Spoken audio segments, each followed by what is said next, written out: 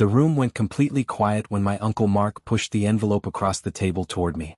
My name was spelled wrong on the front. Just staring at those misspelled letters, I felt something cold and heavy settle deep in my chest. "You're not really family," my Aunt Helen said.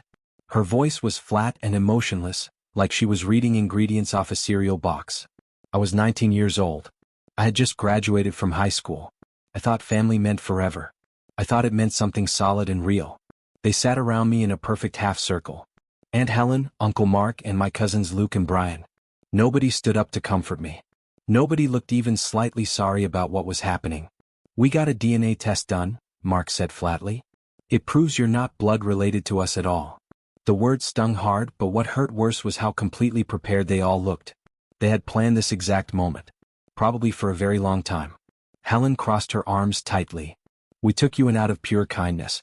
Your mother lied about everything. You don't belong here anymore." I asked them where I was supposed to go now. Luke actually laughed out loud. "Anywhere else but here." They pushed a backpack toward me across the floor. Inside were my clothes, messily stuffed in, and a bus card. No hugs. No tears. No explanations. I walked out of that house feeling completely erased from existence. But standing at the bus stop, shaking with pure anger, I knew one absolute thing. DNA might say I wasn't theirs. But it didn't explain why they seemed so genuinely afraid of me staying. I slept on a bench near the bus station that night. The cold bit into my bones, but I stayed awake watching cars pass. My brain kept replaying their faces. Calm. Certain. Like they had rehearsed this scene. They said the test proved everything. But they never showed me any actual results. Not one paper with my name on it. Not one lab report. I thought about my mother constantly. She died when I was 6 years old. Car crash on a rainy night. That's all Helen ever told me about it. After that, Helen took me in. She always reminded me I was lucky. Lucky to eat their food. Lucky to sleep under their roof. Lucky they didn't send me to foster care. I believed every word. At the station bathroom the next morning, I looked at myself in the scratched mirror. Same gray eyes as Luke. Same crooked smile as Brian when I tried to force one. My nose had the same bump as Mark's. I didn't look like a stranger at all. I spent the next week bouncing between shelters and cheap motels. I got a job washing dishes at a 24-hour diner. The work was hard and my hands turned red from the hot water. But I didn't tell anyone my story. I kept my head down and worked every shift they gave me. But while I worked, my mind worked harder. I started making a plan. A real plan. I requested my birth records from the county office. My mother's death certificate. Anything official with dates and names on it. What I found didn't match Helen's stories at all. The hospital listed a man named Thomas Hale as my emergency contact when I was born. I had never heard that name in my entire life. Helen always said my father disappeared before I was even born. She said he wanted nothing to do with us. So why did official records show Thomas Hale signing important papers the day I entered this world? That was when I stopped crying myself to sleep and started planning my next move. I tracked Thomas Hale down 3 weeks later through online searches and old phone directories at the library. He lived in a small town 2 hours away by bus. I practiced exactly what I would say during the whole bumpy ride there. Every word. Every question. "Hello everyone and thank you for being here." Before the story continues, take a second to tell me where you're watching from in the comments. I truly enjoy seeing how far these stories travel and hearing from you directly. One important note. Some elements in this story have been fictionalized for educational and storytelling purposes, and any resemblance to real people or settings is coincidental. That said, the message I'm sharing is meaningful and I hope it speaks to you. He opened the door slowly when I knocked. He was older, maybe in his 60s, with tired eyes that had clearly seen too much pain. When I said my name clearly, his face went completely pale. "I wondered when you'd finally come," he said quietly, stepping aside. "Please come inside." We sat at his kitchen table for 4 straight hours. He told me everything Helen had hidden from me my entire life. Thomas wasn't my father. He was my mother's best friend since they were kids. But he knew the absolute truth about my family. My real father was Jonathan Reed, Helen's younger brother. The uncle I thought was just my guardian sibling. Jonathan died suddenly when I was 5 years old. Heart failure, the official record said. He was only 32. Too young for a heart to just give up like that. But before Jonathan died, he had left something crucial behind. A trust fund. Substantial money set aside specifically for his child. For me. And a letter explaining everything. The trust was legally protected until I turned 25 years old. Helen knew this. She knew every detail. She didn't want to share a single dollar of it. So she created a plan to erase me from the family completely. She told everyone I wasn't blood-related. Thomas slid a photocopy of the letter across his worn kitchen table. Jonathan wrote about me with such love. My laugh that filled rooms. My drawings that covered every wall. My curiosity about everything. I cried for the first time in weeks sitting in that stranger's kitchen. Big, choking sobs. DNA wasn't the only proof I existed. There were witnesses like Thomas. There were official records that couldn't be changed. There was love documented in ink. And there was a countdown clock ticking toward my 25th birthday. The trust couldn't be legally touched until I turned 25. Helen knew that better than anyone. That was exactly why she rushed to do the DNA test and kick me out right after I turned 19. 6 years of waiting stretched ahead of me. If I left quietly and never came back to claim what was mine, she won everything. The money, the house, the power, all of it. So I decided to do something Helen would never expect from a scared 19-year-old. I stayed completely silent. I didn't confront her. I didn't call my cousins crying. I didn't make any scenes. I let them all believe I had vanished into thin air and given up my fight. Instead, I built a case file like a detective. Every single document Thomas gave me got photocopied 3 times. Every witness statement got recorded. Every lie Helen ever told got written down with dates. I worked 2 jobs and saved every dollar I possibly could. I paid for my own professional DNA test through a proper legal lab, done correctly and officially sealed. The results came back crystal clear. Jonathan Reed was my biological father. No question. No doubt. Then I waited. And watched from a careful distance. Years crawled by slowly. I watched my family through social media and occasional reports from Thomas. Luke dropped out of college after 1 semester. Brian got arrested twice for drunk driving. Helen remodeled the entire house using trust money she had absolutely no legal right to touch. I documented everything with screenshots, dates, receipts. By the time I turned 24, I had enough money saved to hire a real lawyer. By 25, I had perfect timing and an airtight case. I sent Helen one simple letter. It didn't accuse anyone. It didn't make threats. It only contained 5 words: I'm coming home soon. The day of the official trust meeting, I wore the exact same jacket I had left with 6 years earlier. This time, I walked in slowly and deliberately. And I definitely wasn't alone. Helen's smile froze when she saw me. Luke dropped his phone. Brian swore under his breath. The lawyer asked everyone to sit. I did. Come. Ready. Helen tried to speak first. This is a mistake. He's not. The lawyer raised a hand. DNA confirms paternity, he said. But that isn't all. He read Jonathan's letter out loud. Every word. The room shrank. Helen started shaking. The lawyer slid new documents across the table. Proof of misuse. Fraud. Lies. I didn't smile. I just watched them realize what they had done. When the meeting ended, the trust transferred to me. Every dollar. Helen asked if we could talk. I stood up. You already did, I said. I walked out without looking back. Revenge wasn't loud. It was quiet. Legal. Final. They said I didn't belong. Now they had nothing left to stand on. DNA wasn't the only proof. But it was the last thing they lost. Winning didn't feel like anything. That scared me more than losing ever had. I left the lawyer's office alone. No celebration. No calls. I sat in my car until the engine cooled. I drove past the old house. Curtains closed. Lights off. For years, Helen said darkness invited danger. Now she lived inside it. I remembered rules I was never told twice. Shoes lined straight. Silence after 9. Gratitude demanded daily. Love measured. That wasn't parenting. That was training. My phone buzzed. Helen. I watched it ring until it stopped. I didn't block her. Blocking would mean emotion. I wanted distance without effort. At home, I laid Jonathan's letter on the table and read it without blinking. He wrote that I deserved safety. He trusted I would know when to fight. I folded the paper slowly. I didn't want revenge to feel good. I wanted it to feel final. And I wasn't done. Helen came 3 days later. She didn't knock. She assumed. I opened the door and stood still. She stepped back when she saw my face. Calm unsettled her more than anger. I raised you, she said like it was a debt.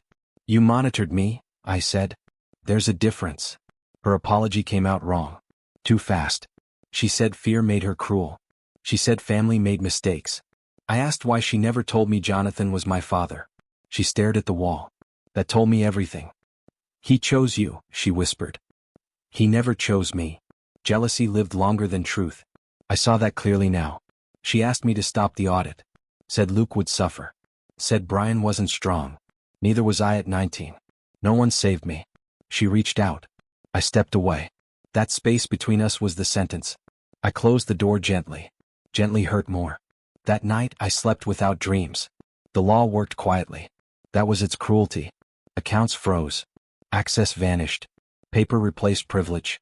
Luke lost his lease. Brian missed court. Helen started selling furniture. No one called me. They didn't know how. I went to therapy and spoke without emotion. The therapist noticed. Said numbness was armor. I kept it on. I reviewed memories like files. Holidays without my name.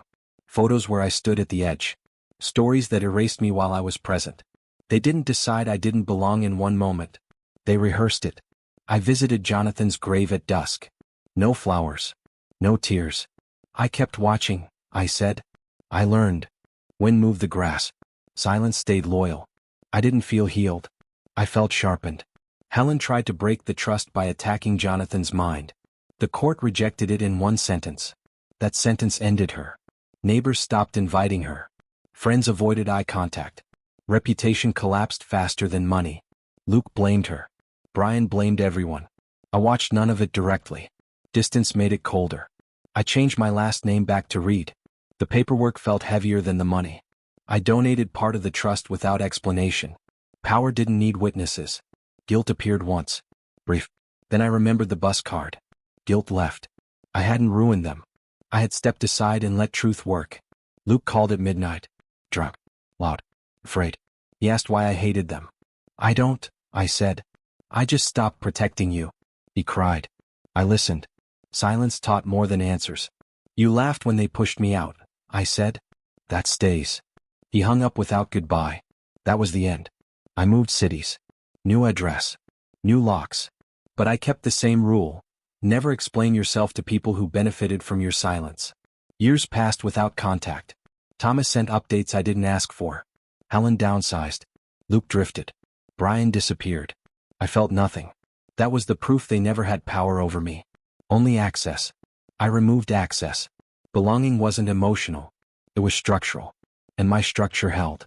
Sometimes I dreamed of the envelope sliding toward me. My name misspelled. I always woke calm. The dream ended differently now. I didn't leave. They did. A letter arrived with no return address. Helen apologized in uneven ink. She asked for peace. I burned it in the sink. Watched the words curl and vanish. Some truths didn't deserve echo. Jonathan's letter hung by my door. Not for comfort. For reminder. Love existed. Was hidden. But it existed. That was enough. Family wasn't blood. Was behavior. They failed the test long before DNA did. I stopped telling the story. People didn't earn it. Silence became my ally. It never betrayed me. Justice didn't scream. It documented. I trusted patterns now. Not promises. They said I didn't belong. Now they didn't know where I was. DNA proved origin. Time proved intent. Intent mattered more. I kept what was true. I released what was convenient. They erased me once. I erased their control forever. DNA wasn't the only proof. I was the rest. I finished college using trust money. Studied social work. I wanted to help kids like me. Teenagers thrown away by families who should have protected them. I volunteered at shelters. Listened to familiar stories. I told them, it's not about you. Some people are just broken. On my 30th birthday, I visited Thomas. Same kitchen table where truth first lived. Jonathan would be proud, Thomas said, voice cracking. Not for winning. For surviving. I nodded. My throat was too tight to speak. Driving home, I thought about the difference between surviving and living. For years, I focused on surviving. Building my case. Waiting. Winning. But somewhere along the way, I started actually living. Making friends. Dating. Building a career that mattered. Revenge wasn't the point anymore. The point was proving I could stand up when knocked down. That I could fight without losing myself. Helen and Luke and Brian were just people now. Not villains. Not monsters. Just small, scared people who made terrible choices. I didn't forgive them. Forgiveness wasn't required to move forward. But I released them from taking space in my head. The best revenge wasn't making them suffer. It was building a life so complete they became irrelevant to it. I kept Jonathan's letter though. Always. A reminder that love existed even when hidden. Sometimes late at night I thought about the alternate version of my life, where I believed Helen's lies, took that bus card and disappeared forever. Never asked questions. Never found Thomas. In that version Helen won. She kept the money. The power. She kept telling herself she was good. And I would have spent my whole life believing I was unwanted. That alternate version haunted me. How close I came to never knowing truth. But I did know now. And that knowledge rebuilt me stronger. The timeline was crystal clear looking back. Jonathan died when I was 5. Helen became my guardian. She had 13 years to tell me truth. 13 years to show love instead of obligation. She chose differently every single day for 13 years. That pattern showed her real character. Not the late apology. Not the tears when caught. Character was what you did with power over someone vulnerable. Hers failed that test repeatedly. I passed my own test. Staying human while demanding justice. Not becoming cruel because cruelty was shown to me. I still worked at the youth shelter every Saturday. This week a new kid came in. 17. Kicked out. That same lost look I remembered. I sat beside him. Didn't give advice or false comfort. I just said, document everything. Keep records. Remember, their failure to love you isn't a reflection of your worth. He looked confused. You'll understand later, I added. For now, survive. But plan 2. He nodded slowly. I saw a spark of fight return. That moment reminded me why everything mattered. Not just for me. For every kid who came after. Every teenager who needed to know being thrown away wasn't their story's end. I gave him my card. If you need help with legal stuff, call me. I know people. Justice shouldn't only belong to people who could afford it. That night I pulled out an old shoebox. Inside were things from early days. The bus card. Expired now. Worthless plastic. But I kept it. My first paycheck from washing dishes. $48 for a week. Barely enough for food. A photo of Jonathan holding me as a baby. His smile huge and genuine. You could see the love even in faded photographs. These objects told my real story. Not Helen's version where I was unwanted. The true one where I was loved, then betrayed, then strong enough to fight back. I put everything back except Jonathan's photo. That stayed out on my bookshelf. My apartment was small but mine. Every piece of furniture I bought. Every dish. Every book. Nobody could take it away by changing their mind about whether I belonged. Belonging wasn't something others granted anymore. It was something you built yourself with better materials than blood or DNA. It was choices. Daily choices to show up for yourself. Protect yourself. Fight for yourself when nobody else would. They failed me first. But I didn't fail myself. That was the only thing that mattered. 5 years after winning the trust, I got a message from Brian. Short. 3 sentences. I'm sorry for what we did. You deserved better. I hope you're okay. I stared at those words. Part of me wanted to believe him. The other part remembered him staying silent while Luke laughed. I typed back, I hope you're okay too. Then I closed the message and went back to my life. His apology didn't change anything. Didn't erase years of feeling worthless. Didn't give back the childhood I should have had. But maybe it helped him sleep better. And that was his problem, not mine. I thought about Helen sometimes. Wondered if she understood what she'd really lost. Not just money. But the chance to have actually been family to someone who needed it. Some people spent their whole lives running from their own cruelty. They made excuses. Blamed circumstances. Rewrote history to make themselves victims. Helen would probably die believing she'd done her best. That she'd been the good person in this story. I didn't need to change her mind.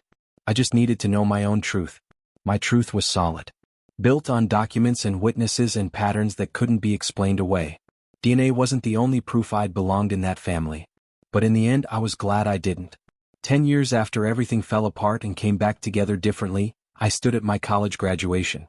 Master's degree in social work. Honors. A job lined up at a nonprofit helping displaced youth. Thomas came to watch me walk across the stage. The only family there.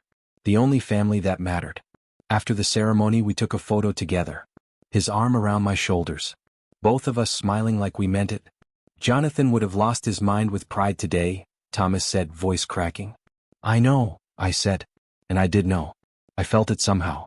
That night, alone in my apartment, I finally took Jonathan's letter down from by the door. I read it one last time. Then I folded it carefully and placed it in a safety deposit box at the bank. Somewhere protected. Somewhere permanent. I didn't need it hanging on my wall anymore. I carried the proof inside me now. in how I treated others, in how I fought for kids who couldn't fight for themselves yet, in how I built a life worth living despite everything that tried to stop me. They said I didn't belong. DNA said I was Jonathan's daughter. But I was the real proof. Living. Thriving. Winning not through revenge but through refusing to let their cruelty define my worth. I was the proof that love was stronger than lies. And I was enough. Always had been. Sometimes late at night, when sleep wouldn't come, I thought about that 19-year-old standing at the bus stop. Shaking. Confused. Erased. I wished I could go back and tell her. Tell her she would survive this. Tell her she was stronger than she knew. Tell her the pain wouldn't last forever. But maybe she needed to walk through that darkness alone. Maybe that was how she became me. The woman who documented instead of screamed. Who built cases instead of crying. Who waited years for the perfect moment instead of acting on impulse. Patience became my superpower. Silence became my weapon. Truth became my victory. Helen thought she could erase me with a DNA test and a bus card. She thought 13 years of control meant I would crumble and disappear. She didn't understand something crucial. The people you underestimate become the people who surprise you most. I was underestimated my entire childhood. Told I should be grateful. Reminded I was lucky. Made to feel small and temporary. But temporary things can become permanent through sheer will. And small things can grow powerful when given time and space. I gave myself time. I gave myself space. And I grew into someone Helen never imagined I could become. Someone who understood contracts and trust. Someone who documented everything. Someone who knew how to wait. The waiting was the hardest part. 6 years from 19 to 25.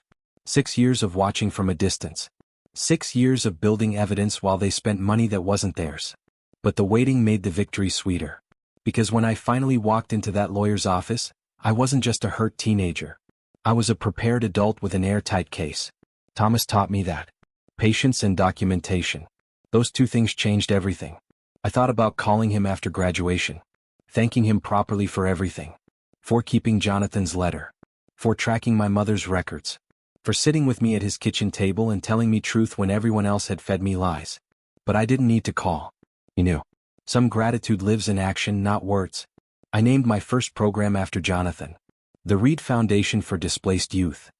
It provided legal help, housing assistance, and therapy for teenagers kicked out by their families. Every kid who walked through our doors got what I got from Thomas. Truth. Documentation. Time. We helped them build cases against guardians who stole from them. We helped them access trust funds and inheritances. We helped them understand that being abandoned said everything about their families and nothing about their worth. In 5 years we helped 300 kids. 300 kids who might have ended up sleeping on benches like I did. 300 kids who deserved better. Helen never knew about the foundation. I made sure of that. She didn't deserve to see the good that came from her cruelty. Luke found out somehow. He sent an email. Said he was proud of me. Said he wished he'd been braver that night. I didn't respond. Some regrets come too late to matter. Brian stayed disappeared. Thomas heard he moved to another state. Started over with a new name. Maybe that was his way of dealing with shame. I understood that. Sometimes starting over was the only option.